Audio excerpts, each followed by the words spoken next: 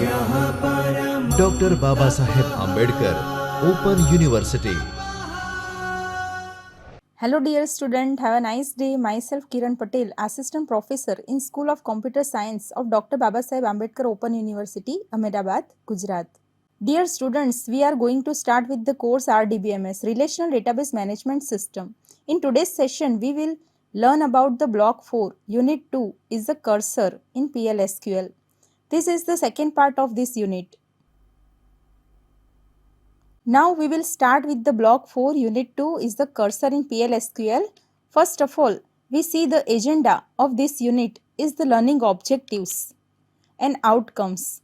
Introduction of cursor, cursor execution cycle, types of the cursor, cursor for loop, parameterize cursor in PLSQL, etc. In last session, we have been already completed up to the types of cursor. After completed this unit, students will be able to understand the cursor. In PLSQL, how to define, declare, initialize and access the cursor or access the data from the table using cursor in PLSQL. Now we will start with the cursor attributes. Oracle provides some attributes known as the implicit cursor attributes to check the status of the DML operation. Some of them are percentage found, percentage not found, percentage count and percentage is open. These all are the attributes used in a cursor. The first percentage found, it is a Boolean attributes which returns the true if the row in a cursor is found to fetch. How to write these attributes? For example, like see, if SQL percentage found, this statement, if we write this statement, then our data is stored in a SQL.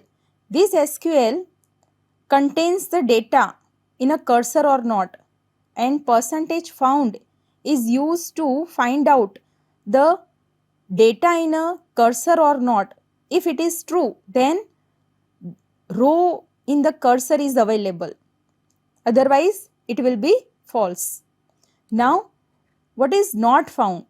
Not found is also a Boolean attributes which returns the true if there are no rows found in the cursor. How to write these attributes?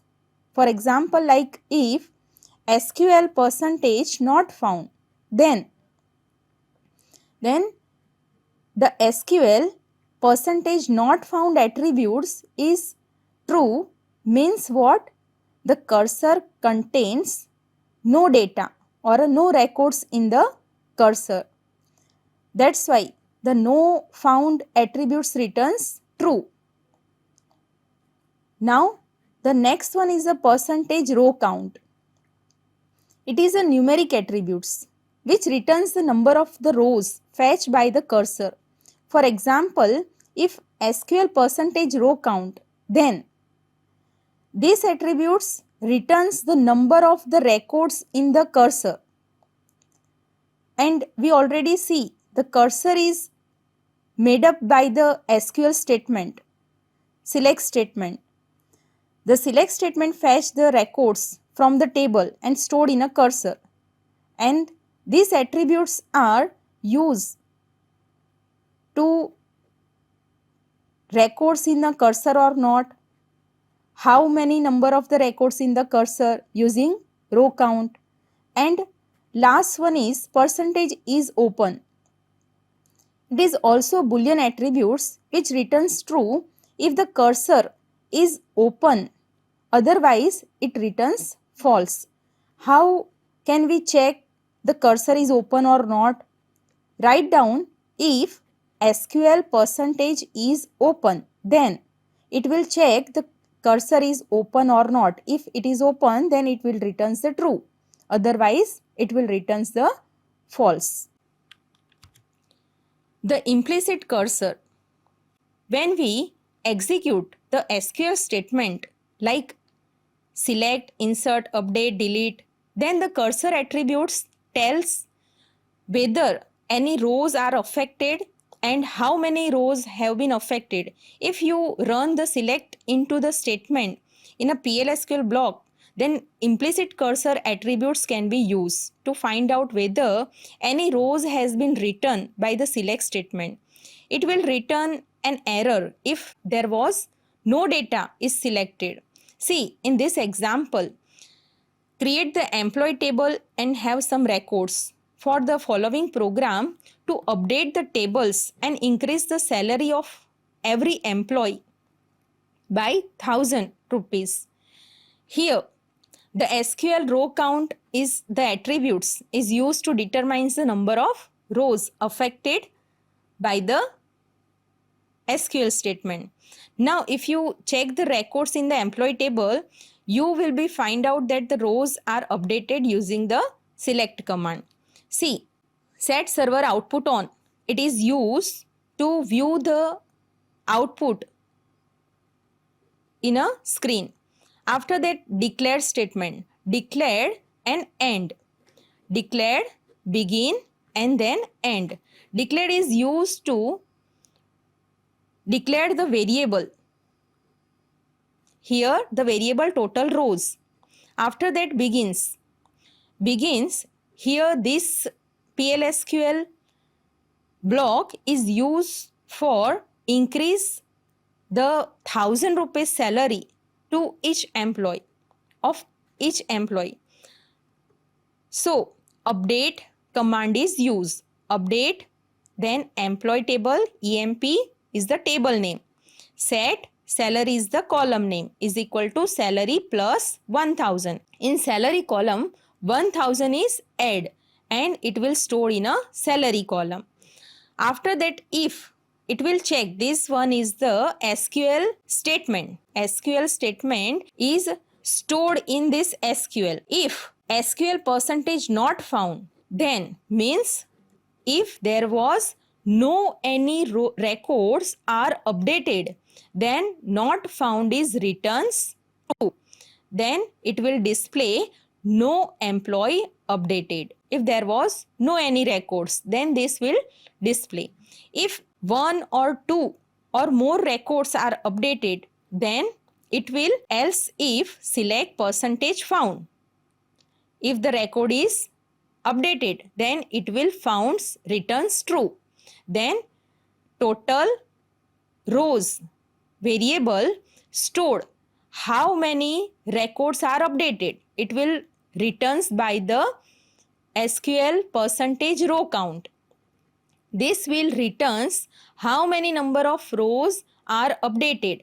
Then those number are stored in a total rows variable and it will display, suppose 4 records are updated, then it will display 4 employees updated. Okay, now see, in the employee table there are 5 records, so it will display the 5 records is updated. Now what is explicit cursor? See, in a implicit cursor we cannot open the cursor, fetch the cursor or close the cursor. In implicit cursor it will automatically created. So how can we find out the records? So this all the attributes are used. If the record is find out, SQL statement is executed and record is getting, then it will find out this attributes. And if no record is found, then this attributes is display and number of record is count, then this attributes is used. So implicit cursor will be automatically generated. Now what is explicit cursor?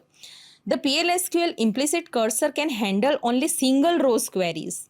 But if you need to select more than one rows using the select, then you have to explicit cursor.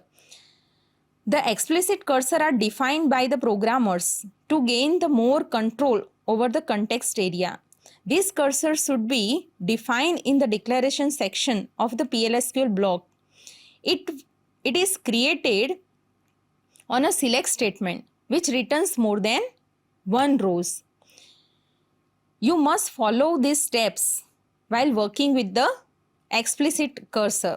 Here, first is the declare the cursor to initialize in a memory. Second one is the open the cursor to allocate the memory. Third one is the fetch the cursor to retrieve the data. And fourth one is the close the cursor to release the allocated memory. Now declare the cursor. It defines the cursor with the name, the associated select statement. See in the example, cursor name, then is, and then select statement. How to create the cursor? So this one is used. Cursor, for example, cursor C1. C1 is the cursor name. Is, and then select statement. Select star from student, like. After that, open the cursor. It is used to allocate the memory for the cursor and make it easy to fetch the records returns by the SQL statement. If you use this, then select statement is executed, and after that the result set, for example 5 record is fetched, then those 5 records, this 5 record is stored in a cursor name or a memory area. So how to open the cursor? Open, then cursor name. Now cursor is open, then fetch the cursor. Fetch cursor is used to access the row at a time. You can fetch the row from the above open cursor as follow. For example, fetch cursor name into variable name. Here user define variable name. Fetch the cursor, suppose fetch C1 in a memory location. In memory area, record is fetched from the memory area one by one variable. First column value stored in a first variable, second column stored in a second variable, and so on. Now after that, close the cursor.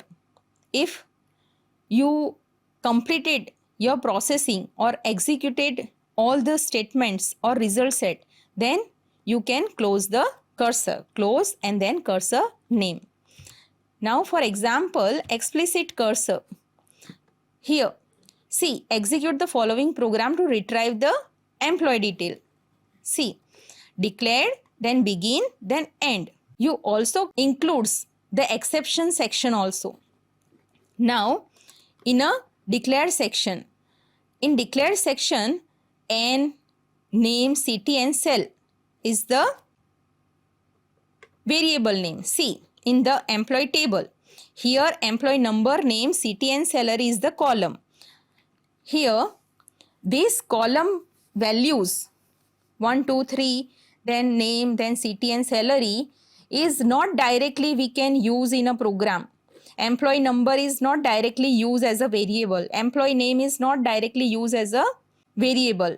So, N is the variable which is used to store the data of the employee number. So, how can we define or declare the variable N? N is a variable. Then EMP is the table name. Then dot ENO. ENO is a column name. So, this column data types.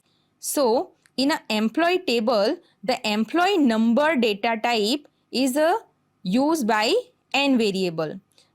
If you don't use this, then you can also use N, then number, and in the bracket size. But it will same as the employee number column.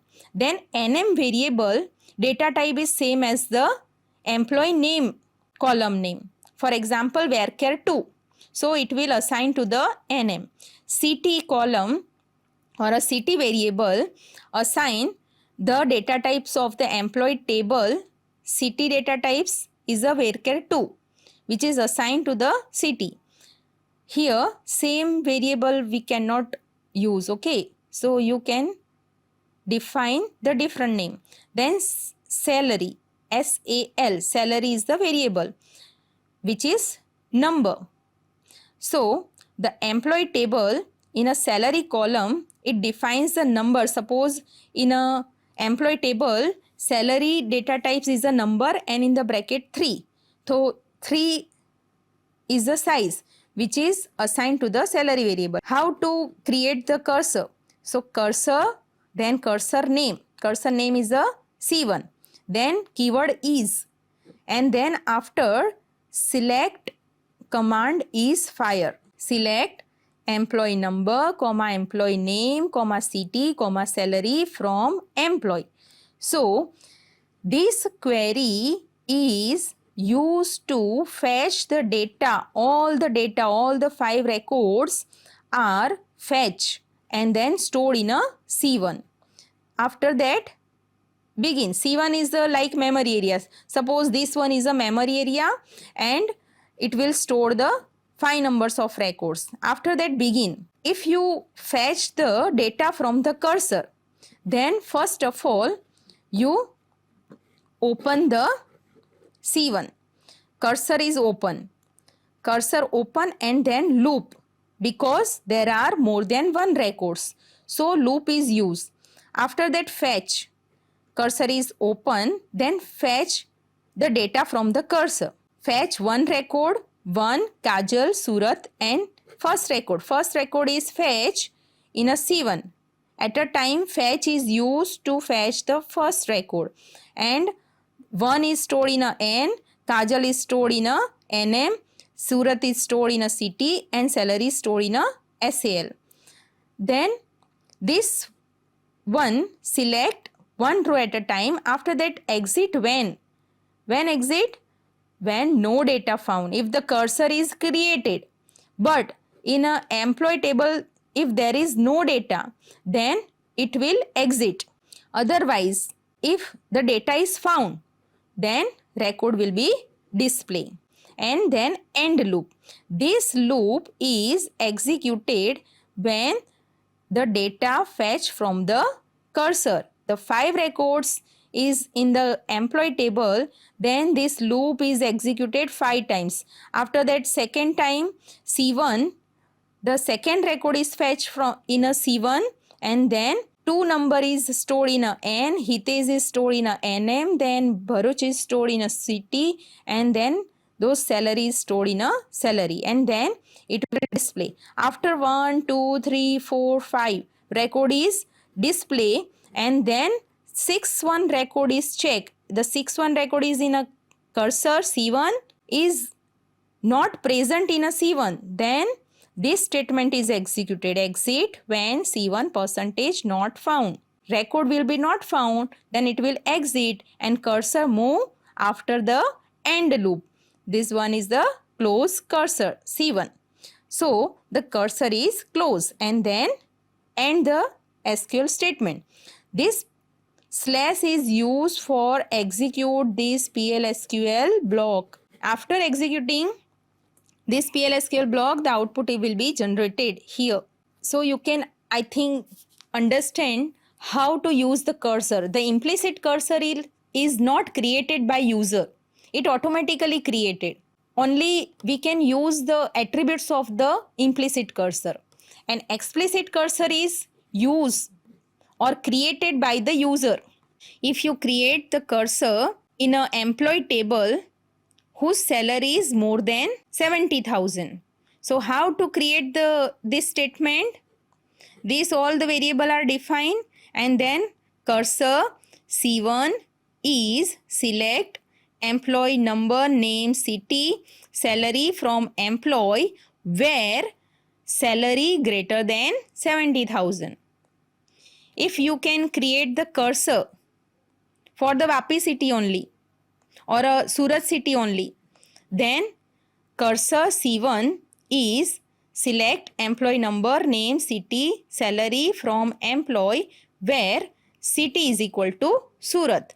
Then this statement is open the cursor, fetch, exit and end the loops. Now at the end, thank you all. Today we have been discussed about the PLSQL cursor attributes, an example of implicit and explicit cursor. In next session, we will start with the remaining parts of the unit, that is cursor for loop and parameterize cursor. If you understand this session and getting the knowledge from this session, then please subscribe the BAU Gujarat. And once again, thank you all. स्वाध्यायः परः